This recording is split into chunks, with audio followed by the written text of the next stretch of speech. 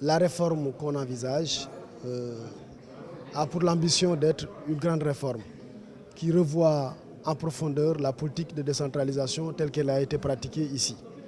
Parce qu'on le sait bien, la réforme de 1996 avait annoncé que si on appliquait la réforme, il y aurait une révolution silencieuse. Mais aujourd'hui, force est de constater que les textes de la réforme de 1996 n'ont pas produit tous les résultats qui étaient escomptés. Et donc cette réforme envisage de voir de fond en comble les grandes orientations de la politique de décentralisation.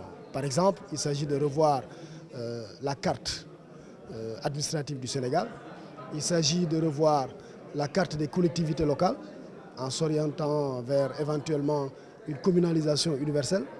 Il s'agira aussi d'avoir des collectivités locales plus viables, parce que celles qu'on a actuellement, la plupart, tout au moins d'entre elles, ne sont pas viables.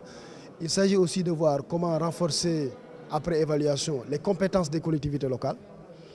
Mais il s'agit aussi de voir comment aider les collectivités locales à prendre en charge ces compétences, notamment en revoyant, en révisitant le système de distribution des ressources entre l'État et les collectivités locales, notamment à travers la réforme de la fiscalité locale. Je viens d'installer le comité national de pilotage de la réforme de la décentralisation, comité qui a été créé par décret du 29 avril 2013.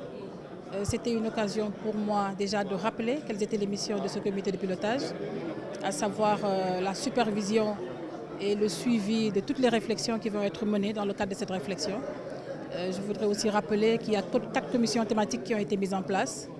Une qui sera chargée de la cohérence territoriale, une deuxième commission qui va être chargée de réfléchir un peu sur la lisibilité des échelles de gouvernance, une troisième commission qui va réfléchir sur les transferts de compétences, notamment faire l'évaluation des transferts de compétences et proposer de nouveaux transferts.